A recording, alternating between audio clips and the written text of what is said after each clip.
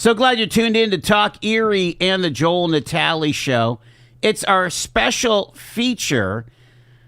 Once a month, we celebrate what's different, conversations with the Barber National Institute. And today we're talking about empowering decisions, understanding agency with choice. Now, with Developmental Disabilities Month just around the corner, today we're diving into a topic that's all about empowerment. And that means agency with choice. Now, agency with choice is more than just a service model. It's a way for individuals and families to have greater control and flexibility over their care. But what does that look like actually in real life, in practice, and why is it important? We're going to tackle these questions here in our episode of Celebrate What's Different. We want to welcome to the microphones Jackie Zacherl. She is the Director of Family Focused Services. Jackie, welcome to the show. Appreciate it. Thank you. Good to be here. You got it here. Also want to say hello to Karen Groshek, who is part of the families that are supported by BNI. Good to see you, Karen. Thanks for having me. Always a pleasure. All right, let's start here about agency with choice. Let's define terms. Talk about that, Jackie. So what agency with choice is it's a self-directed service model through the Office of Developmental Programs. And what it is it allows individuals to live on their own and remain with family members by providing them services under a non-traditional model. So what that means is they are able to have more flexibility and control with agency with choice. So with a traditional program, they tell you what your schedule is, who's working with you, and that's what you have to stick to. With agency with choice, families they're empowered to pick their own staff. So if there's a friend, a neighbor, a family member who they really mesh well with, we're able to hire them to work with the individual. And it's the schedule's flexible. So they could do it weekly, monthly, daily. It's all up to the family, the individual, and the staff. And depending on what services they choose, they are able to set the pay range. So the state determines the pay range. So, they're pretty good pay rates. And, the family chooses all that. So is there training that comes with this? I mean, Yes. Okay, talk about that. Well, so the purpose of agency with choice is so families always know who's coming into their home. So we're not just sending a random person to the house. So we do the basic training down at the Barber National Institute, which, is just like HIP and all that stuff. So it's about a 4-hour training. And then the purpose is the family then trains the staff, because who knows them better than the family? And yes, they have their individualized support plan that the staff will read through. But again, you can read through it, but ultimately the family is who is going to train you on working with the individual, because they know all the ins and outs versus just sending a random person in there. It sounds like there's a lot of empowerment that is the family, is the individual, the client, if you will. Yes. And it really homes in on being personalized for it's not like a broad brush or one size fits all. It's a person we know and a person that is connected. Right. And we have about 602 families in our program currently. And what I always tell people is it's 602 different situations, different scenarios, different everything. So it really is, about the family. It empowers individuals, especially ones who live on their own, to direct their own services. We have about over 200 individuals who are self-directing without the help of a family member. So they schedule their staff, they do everything.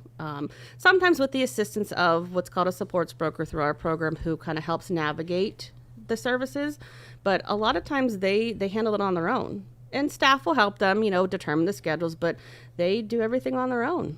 It seems like it would be a lot to keep your arms around, as opposed to, a BNI staffer kind of thing, right? It is. So what's different about our agency with choice in Erie at the Barber National Institute is we have what's called liaisons. And we have about 17 right now, and they all oversee a caseload of anywhere between 40 to 45 individuals. And they help individuals, they help the families manage their services.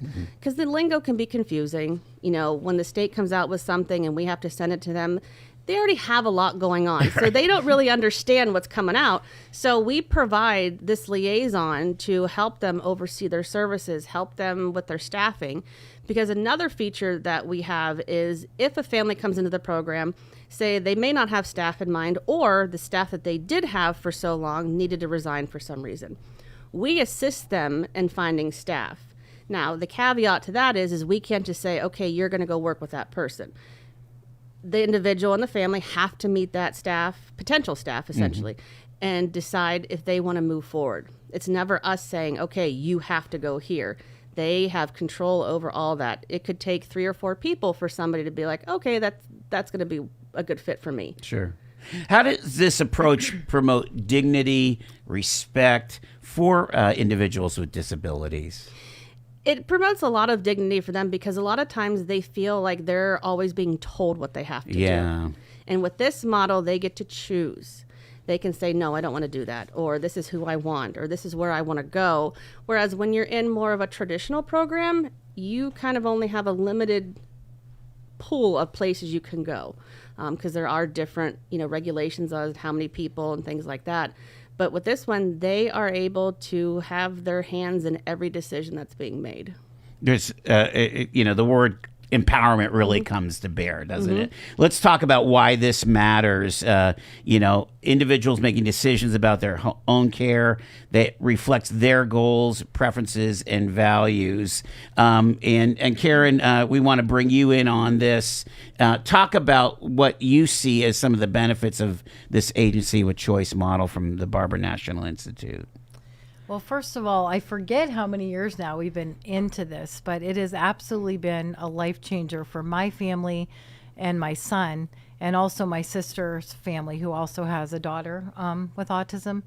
And it has just been wonderful because, as Jackie said, it's empowerment for families as well, because my son isn't able to make his own decisions or, things like that, but I know him so well. I know what makes him happy, what he likes. And I'm very particular when you have, especially an individual that's nonverbal, that can't communicate. It's very frightening as a parent to have to trust people, to have your person out there. Well, I've started with people I've known. Some staff I've had over 10 years, so they know Eric inside and out. And people that I haven't known so well, Jackie and these wonderful liaisons that work at the Barber Institute, they kind of know our needs. They know Eric, and then they say, oh, there's a possible match maybe.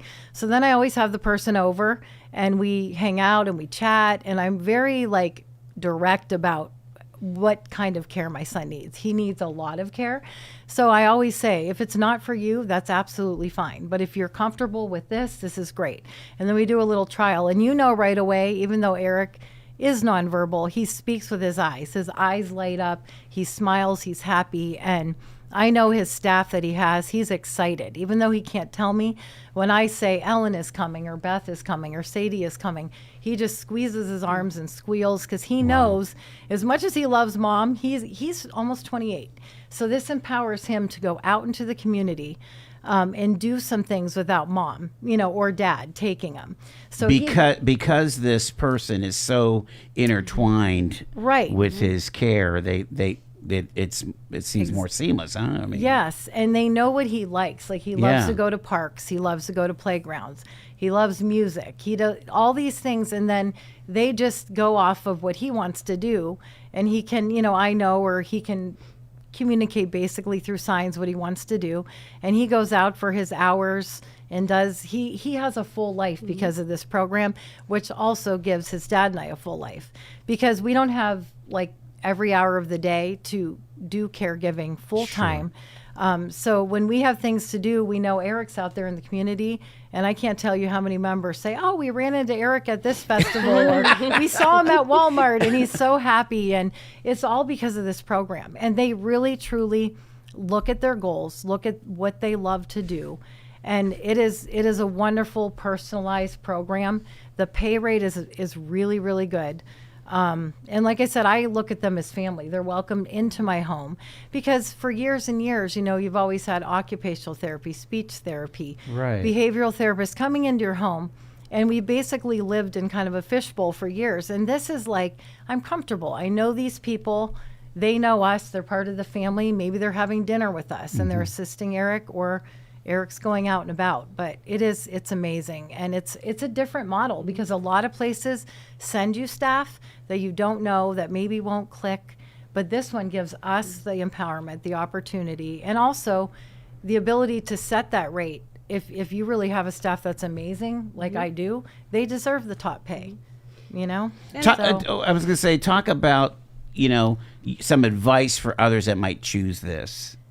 I would say for families, especially families like us who don't want to do a group home yet. I mean, it's just one of those, like, I'm surprised I can even say the words, because for many years I would get emotional about it because I don't want to do that. We want Eric in with his family, his grandparents, his cousins. Like, we want him part of the household. However, he's a lot, so we need support. So for families that are struggling and don't maybe want to do that yet, there is this wonderful model that allows them to have a somewhat normal life with their family, and they can attend family events with us, even vacations. That has made it a lot better. But I mean, there is an answer to it. You don't have to just do a group home. You don't have to feel like, oh, I don't want this stranger in my home. This program is so flexible, and it's wonderful for the individuals, and even the higher individuals that can do some of the decision making. How wonderful for them to feel like they have power in their lives. And it benefits Eric's situation a lot too, because then we have many individuals like Eric where you can't just have a random person coming in. Eric has many health and safety needs. He's have elopement risks, and when we were looking at other services one time, I said to Karen, I said, they're just going to send somebody in, they're not going to really know Eric. And she was like, oh, no. And it's who's coming in, and based like on Eric's situation, it could be a health and safety concern if they don't have any clue about him. I think that's a good place for us to segue into challenges. Again, we're talking on our Celebrate What's Different segment, conversations with the Barber National Institute. We're talking about understanding agency with choice. One common concern that people have is managing like this responsibility of hiring, managing a support staff. That's a lot on a family, right? It is, and that's what our liaisons are for. So our liaisons do all of the back-end paperwork that a family typically would have to do on their own if they were under a different model through the state. So we take on the employment responsibilities. So essentially the family only has to pick the staff, train them, and then do the scheduling. Everything else we take care of. We handle all their statements, all the staff's payroll. The staff or the families really just say, hey, this is what I want to pay them. This is the jobs we're going to do. And then we handle it from there.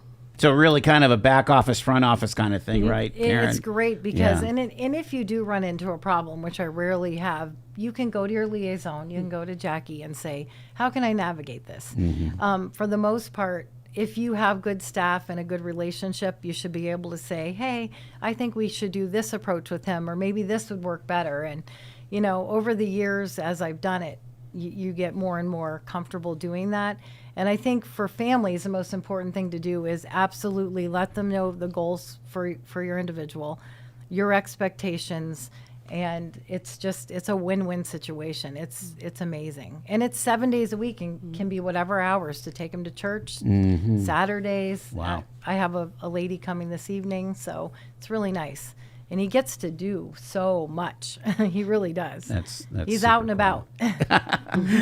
It occurs to me, too, that when we're talking about, just some of the struggles that agencies like yours have in hiring staff, if by being able to engage people that are already part of the sphere of influence, if you will, that really does bring it really helps out the whole situation of finding the right folks, right? I mean, it does, and it helps when families refer people, because then again, it's people who but we're constantly getting staff applying through the community, because they've heard about us from a family. You know, Karen is definitely pushing people, even if she doesn't have any slots available for staff.